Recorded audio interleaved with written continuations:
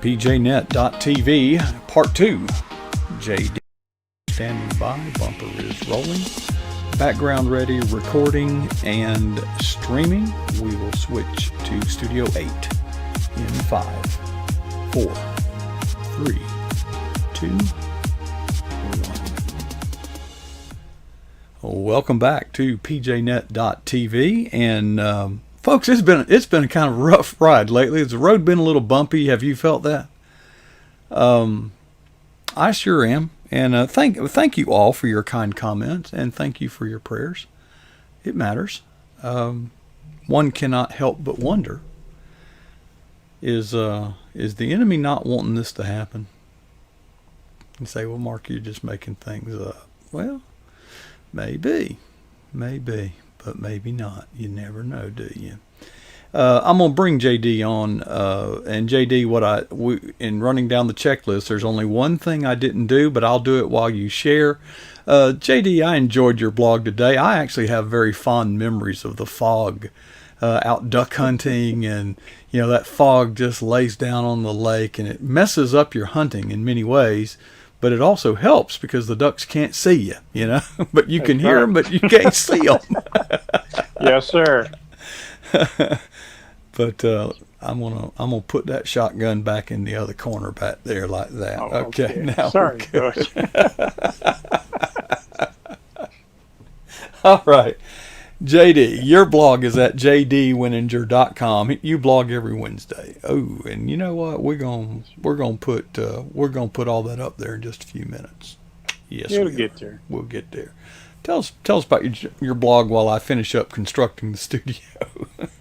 Well, it's about 6 a.m. one morning, and I had gone out. I needed to get a little earlier start than I'm usually 6:30, between 6:30 and 7 going out the door, but just too many things on my plate some days.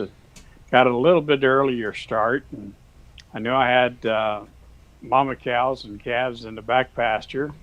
So I went back and did my head count or my butt count, depending on which direction they're facing, and had to go way out there because I couldn't see them rascals from the house. So foggy, like you said, boy, I tell you, some days when it's so foggy, you can't see the front end of the UTV you're driving. It's foggy, so you go slow because you don't want to run over anything, right? And, especially a bull. That's right. Yeah, run into Maverick, he'd hurt you. Mm-hmm. He's only about 2,300 pounds, so he's a big old boy. But anyhow, we get out there and I feed, and they're all milling around, and life is good. And I'm coming back, and I look, and I'm going, well, where's the house? Now, I'm pretty good at figuring my way in the dark, but it was really tough to see. And I could see the outline of the hay barn. I could see the outline of the house. And I'm going, well, I know my other barn is still there, right? We didn't have a storm last night. And, the workshop is still out there. Tractor's over there where it's supposed to be. I don't reckon it's gone anywhere. But you couldn't see those things. And started making me think, here we are in the middle of this pandemic and all this, and everybody's running around, oh my goodness, what do I do, and people just freaking out, and I'm going, but folks, God promises the sun's going to rise the next day, right? He's always there. Even on them cloudy days, the sun is still risen, the sun is still there, and so we can't worry about that. And God's promises, His word that I've written on my heart, just kind of come back to me. And I said, okay, Lord. So I just switched the key off on the ATV, and old Bubba and me, we just sat there, and I started running down my list of things to be grateful for, things to be thankful, and just praising God that morning. I knew that my sweetie was still in bed asleep, and everything was good, because if she's still in bed at 6:30 in the morning, that's a good sign, right? Because some nights she has insomnia and she's not, and that always bothers me. But it was good, and we have so much to be thankful for. but so few people ever take the time, or don't think they have the time, I guess I should say, Mm-hmm. to kind of make that little mental checklist. And Lord, thank you for this and thank you for that, and I've got seed coming in, Lord. Let's give me a little bit of rain, help it out and things. By the way, Lord, you can turn off the waterworks anytime. We've had over 2 feet of rain this spring, so you know I appreciate you, but enough's enough, and we worked through it. But just sitting there and thinking about that, and God just reminded me, Bubba, the day the sun will rise, this fog's going to be lifted and it's going to move away, and you'll see things clearly. And I said, "You're right, Lord. I don't know what tomorrow's going to bring. I don't know what my health is going to do. I don't know what my business is going to do. I know what the cattle market is doing, and that sure is enough to make you depressed these days. But don't know what tomorrow comes. But God's word says, don't worry about tomorrow. It'll take care of itself. You've got enough to worry about just for today." Yes, sir. You're right. And so I started thinking about that, and it felt good. And as it kind of ended, as I spent my time with God and enjoyed that heart hug like I get, and Isaiah 43:2 just popped in there. And you know what that says, right, Coach? It says, Not when you pass through ahead. the waters, I'll be with you, and when you go through the rivers, they shall not overtake you. When you walk through the fire, you shall not be burned, nor shall the flame scorch you. But you just at that point you throw up your hand and go, "Amen." Yeah. What a wonderful promise that is, to know that He's with us every step of the way. Whether it's a pandemic this week and it's a hurricane next month, or whatever comes, God's got this, and it's okay. Uh, we don't, as children of God, we don't have to live in fear. Uh, Now, if you listen to all the news media, and even the conservative news channels and things, all this pandemic and 20 million people are going to die. Oh, Mm-hmm. really? Say there's 67,000, 69,000. It's a long way from 20 million, folks. Somebody miscalculated. They must use that calculator that you brought from China earlier, Mm-hmm. Coach. the four-function job. You've seen They them, missed a few JD. digits. Yes, sir. Had the little They missed a bubble few digits glass, on a slide rule. Mm-hmm. Yes, Mm-hmm. sir. I Mm-hmm. remember. I remember I slide was listening rules. to that, Can you and use I'm a going, slide rule, "Well, JD? You remember yes, how to use them? sir. I sure can." Aren't they Used to magic? keep one on my belt, Coach. That was Mm-hmm. something. They're You amazing. were cool if you had one on your belt. Mm-hmm. Mm-hmm. Anyway, yes, sir. So as my day went on, and I just thought about what a special time that was to be able to sit there. And as I got ready to go, I said, I need to take this picture, because there's a lesson in there, Lord. I'm going to take that picture. And well, folks that read the blog, that was the picture I took at the end of my time this morning. And it just one wonderful blessing to be able to spend quiet time with God like that. Uh, that's the joys of living on a ranch, I think, Coach. It's pretty hard to do that when you were on Interstate 90 trying to make your way towards Chicago to go to work on your hour and a half commute each morning, and things. You didn't find time like that to be able to sit out there with your hound dog curled up in your lap, and just spend time with God. Those are precious times. And folks, whenever you get that opportunity, don't waste it. Spend that quality time with God. He'll enrich you in so many ways for that effort. That's pretty much what the blog was this week, Coach.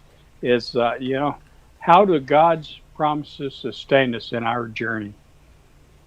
As we walk through life, we're going to have some days it's going to be smooth sailing, right? It's just going to be so easy, so nice.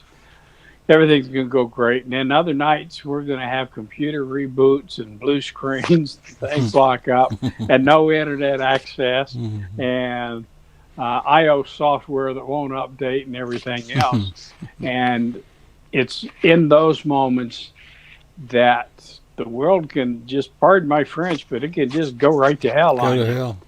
But God's promises says, don't worry about it, Bubba. I got this. We're going to be all right, And what a great peace comes over you when you can hear his word and you know that he's near you. We, I think back to our buddy, Ben Cooper, and several months ago, Ben made a statement, and I'm actually going to pop it up on my screen because I have it as a screensaver. But I love this statement that he made one day. He said, "May my footprints be lost inside of God's." What a wonderful thought that is, isn't it? To know that I'm walking so close with my Abba, with Papa, that you can't tell where he starts and I stop. Yeah, what a wonderful sentiment. What a wonderful thought that is. And that, I think, is the ultimate goal in our lives. Is it not, sir? Well, JD, I first of all, I needed to hear a lot of what you were saying tonight. But I can remember as a very young man, or young child actually, 7 years old or whatever. We grew up in the area that you grew up with, south of Orlando. Yes, sir. A lot Lake of orange Wales, groves. if I remember. Lake Wales, yes, sir. And a lot of orange groves down there. And my dad would take me out fishing or rabbit hunting or just walking through the orange grove. Now, folks, y'all don't know, but them orange groves are sandy, and I can remember as just a little boy trying to keep up with my dad to step in his footsteps because that sand's already compressed a little bit, but his stride's a little longer than mine. And but I can remember following my earthly father in that way where my footsteps were lost in his. But see, I was smart. I knew that sand wasn't soft. He done He done tromped it down. He done tromped it down a little bit. The other thing I was thinking about as you were sharing, and as I was reading your blog this morning, that fog came, and you did a smart thing. Slow down. Okay. When you can't see, slow down. Because, in this world that we live in, everybody's always trying to get you to hurry. I do it. I try to get other people to hurry. I try to get myself to hurry. It seems like we have to be told, slow down. And then you've got reckless people who, I see them driving in the fog like there ain't no fog. This is an opportunity to pass all them slow guys. But you did one thing. You did a right thing. You slowed down. And God may be calling us to slow down. We might be going too fast. Pay attention. Yeah, that was good. Yeah, I was going to segue right in that. Slow down.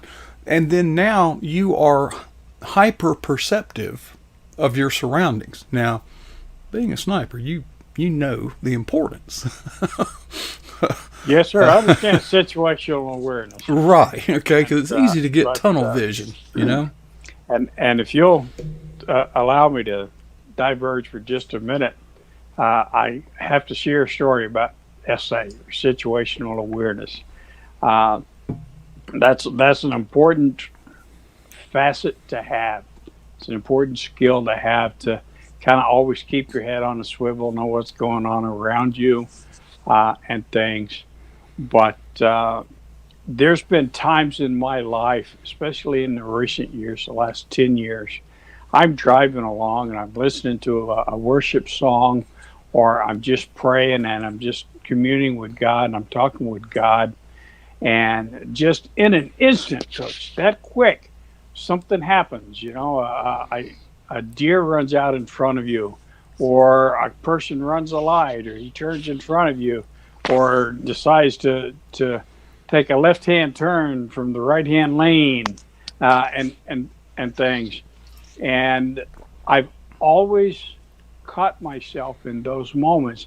Now I'm distracted. I'll admit I'm driving distracted when I'm communing with God, but it's like He puts this shield around me, and my situational awareness turns to spiritual awareness, Mm. because there's never been an instance that something has happened and I've not been well prepared, well ahead of time to counter that. And it's isn't it funny the way God can protect us? Uh, we don't think about that too often, but when you brought up SA, it sure made me think about spiritual awareness and that lesson I taught myself several years ago. Yes, sir. Well, and to get that awareness, you do have to slow down. You have to stop. And I thought, Oh, yeah. you tell a beautiful story of how you turn the key off. Now, would it not have been for that fog, which is sort of seen as an impediment to, I got to get from here to there, and this fog is an impediment. But what's a chance that you would have just stopped and talked to God and had your thoughts directed, the way He would direct them? Folks, sometimes maybe we just need to put the dadgum brakes on and turn the motor off, and just stop a minute. Happens to me anytime the honkers, the Canadian geese, you can, when I hear them, you can hear them from miles away. Sure. Almost no matter what I'm doing, I just take a deep breath and stop and pause and look at the majesty of these beautiful. I mean, we make some good aircraft, but nothing flies like a goose or a wood duck, a Right. teal. And just I stand in awe of God's creation, and you see the sun come up, and I spend a lot of time here in the eagle's nest, but I can't. One of the things about it is that there's no windows here. Okay, Oh, I don't want artificial. I need to control the lighting. Okay, but I need to go out. Need to just step outside a minute. yeah. Which is no problem because there's no running water here either. So, and I love Stepping coffee. out is required. That's a great blessing of here at the Cross W Coach, where I'm setting. If I look straight out, I'm looking through my den window, and I look face east. Mhm. So I get to watch the sunrise every morning, but I'm right directly in front of me. I'm talking 75 yards away is my big front pasture, a 5 acre front pasture. And right now I've got the cows up on the front pasture because I'm letting that seed work in the back. And I look out every morning, every afternoon. I'll just take a break. Whatever I'm working on, I'll stop and I'll take a break. I'll just look through the shades and I look out there and I see God's wonderful creation. And every day He just paints it with a different palette. I'll see the white of the white cloud clover, or I'll see the crimson clover, and then I'll see the little light, delicate purple spots of the vetch that's growing, kind of the wild vetch, and that's a legume also, right? But watching that, or watching the ryegrass head out, and see the wind carrying it, or watching the turtle doves that come and land on my fence, just seeing that, or the split-tailed flycatchers that come down from Oklahoma. That's their state bird. Ben will have to tell us all about those one day. But just a magnificent animal. And to see all of that, God gives me wonderful breaks. So I don't know how you do it without a window. I understand you need the artificial light to keep your ambient light and everything monitored and controlled. But boy, take those breaks, because you get out in God's nature and you start looking around and taking in all that He gives us. And when you think about dogs, and most animals are colorblind, Coach. So Mhm. why did God make this world so very beautiful? I- Because He loved us, right? well, okay. Oh boy. Oh boy. Okay. Go ahead. Oh boy. You're right. God has made this world very beautiful, and those vivid colors that you were saying. But the human eye, our eyes, have a combination of rods and cones. Now, I may get this backwards, but let's just say it. Rods gather light very well, but cones discern color very well. And you're right, JD. Most animals are basically colorblind. That's why you can wear an safety orange camouflage vest where humans would see it very well. And this tells me how much, this is a guarantee that God loves us. He created us different. You see, we can see colors that other animals can't. They just see it as very black and white. And yet he's put all these colors out there. He made us able to see them. He put them there. He built us in his image to perceive his glory and his majesty. And it is so declared. So declared. This is also, by the way, animals tend to see better at night. See, they can't see colors, but they can see light. Well, folks, we have our own. We can make our own light. And we have the light, the Shekinah glory of God, and Jesus describes himself as the light. Okay, just picking up some notes. You mentioned legumes, folks. Most plants consume nitrogen. That is the primary nutrient. When you put out fertilizer, that first digit in the three digits is the nitrogen content. And nitrogen, we have to replenish the nitrogen. So that's a lot of what fertilizer does. You want that high nitrogen. But legumes are plants that actually replenish nitrogen back in the soil. Isn't that neat? That is just beyond neat. You want another neat little factoid, Coach? Keep them going. You know what else puts nitrogen back in the soil? Manure. Rain. Huh? Raindrops. Really? Yes, sir. Well, the Earth atmosphere has nitrogen. Yeah. Yes, sir. Yeah. Another thing that have you I've noticed lately that happy Big Bang accident in my foot. I'm sorry. I think lightning bugs are making a little comeback. I've noticed lately I'm starting to see a few. But I can remember looking out across the field. And again, this just declares the glory of God. It declares a creator. First of all, how can a bug do that? And why? Our friend Ben can tell us, but I'm sure if Ben weighs in, he will tell us exactly why.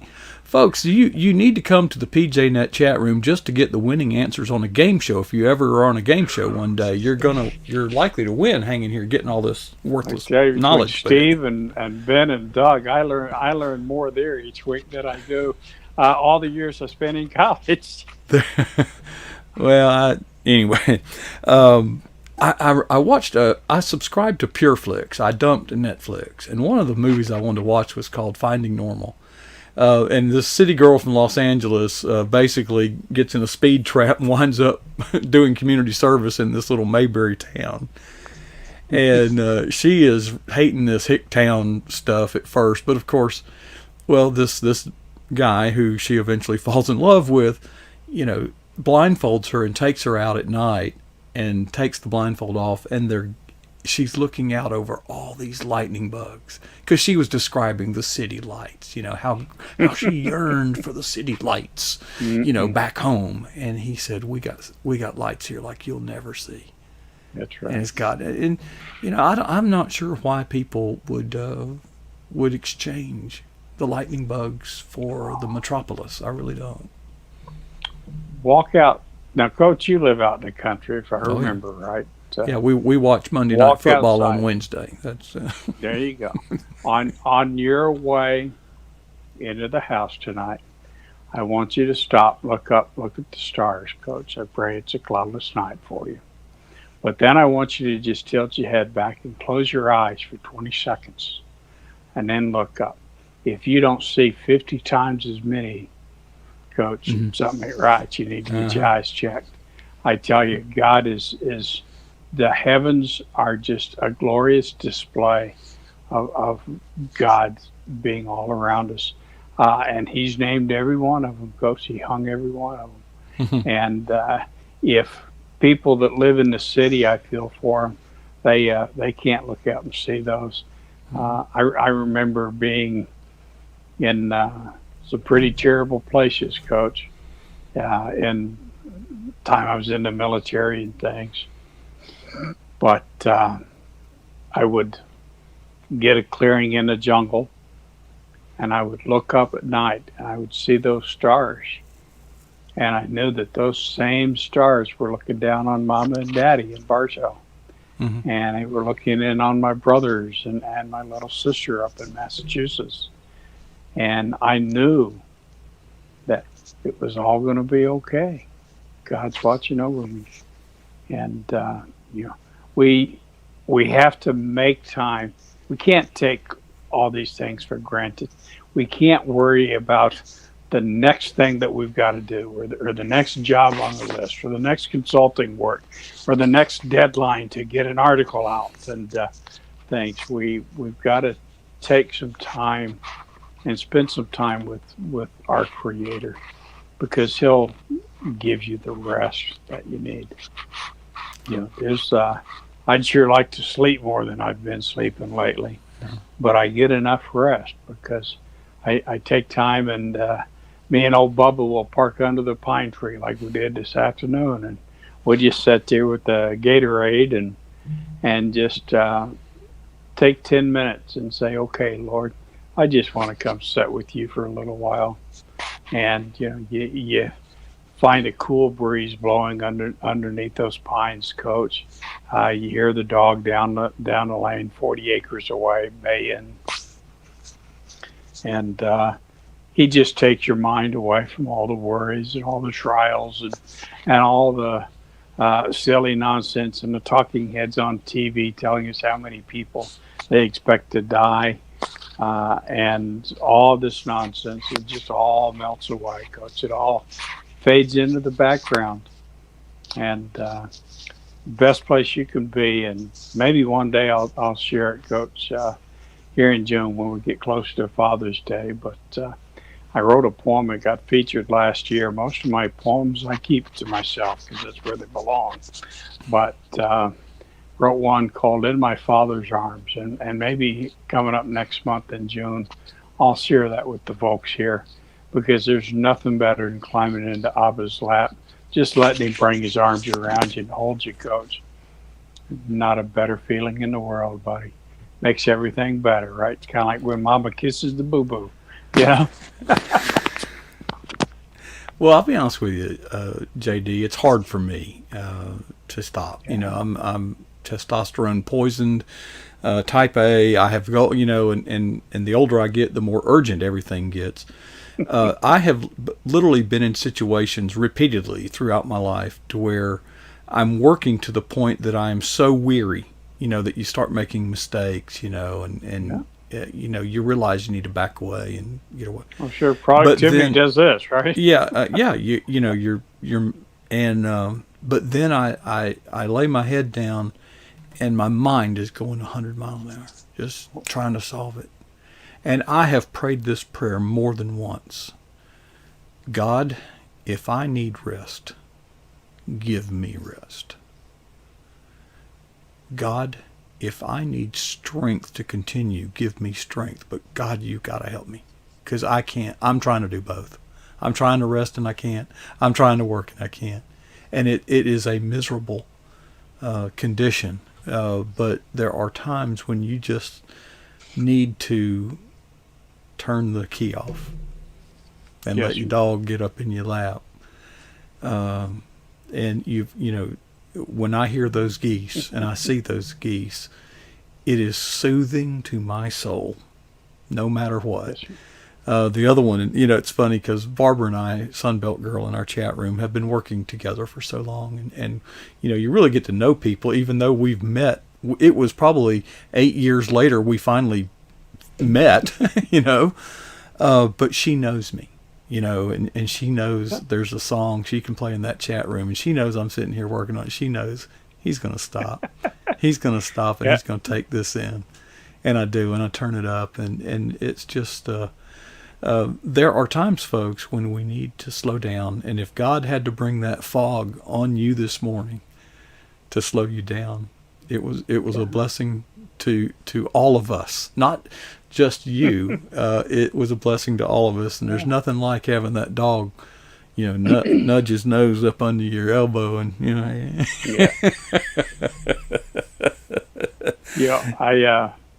like to go back to our earlier guest, young Miss Emily there, and just such a blessing. But she said something that just really blessed me tonight, and it doesn't matter how many speaking engagements. Of course, I don't have to worry about that end of things. PJ, that's my max. But how many people, how many thousands of people she speaks to, and things, and I think the largest crowd I've ever spoken to is about 6,500 people up in Milwaukee, Coach. But what she said tonight really struck home with me and just really blessed me. And that was, it doesn't matter how many people I write to, how big my audience is. Mm-hmm. It's, am I writing what God has placed in my heart? And I thought about that, and I keep a collage in my office of my audience, and I've got old guys setting tractors and young girls working cows and things, because that really is my target audience, is flyover country. Mm-hmm. But right in the center of that, and that's so important, is a picture of Christ. And I know it's just a picture. I don't really know what Christ looks like. I'm going to find out one day soon. But I keep him at the center of that collage, because that's the center of my audience. If I'm writing what pleases Christ, what Christ has led me to write, then it's up to him how many people it blesses. I'm just the farmer, Coach. I'm just throwing out the seed. He's going to gather the harvest. It's his. It doesn't belong to me. So if I only touch one person, you said, geez, in 10 years, Emily, where are you going to be, and I thought about that, and, it just that many more is what was going to be my answer to that question, Coach. What's going to happen in 10 years from now? I will have touched that many more, however many that God determines my words can touch. So I just wanted to share that wonderful blessing from that young lady, and I'm sure glad we had her on. And I'm sorry we're keeping people awful late tonight, Coach. I should hush up here and let you sign off, my friend. I'm just trying to slow down. You, of all people, probably know what a peep sight is. Yes, sir. Mm-hmm. And there's a story in there, because if you keep that target in line, that peep sight will you will center that target in that peep sight naturally. You don't have to even Every try. time. Nope, it just happens. Amazing. If you just stay centered on Jesus Christ, everything else takes care of itself naturally. Doesn't it work out that way? Yes, sir. Works out that way. Of course, nothing wrong with having a good scope either. Well, yeah. Yes, sir. But well, folks, thank you, JD, for sharing with. I really needed this tonight, personally, and folks, I am so sorry that it seems as if we are having one technical difficulty after another.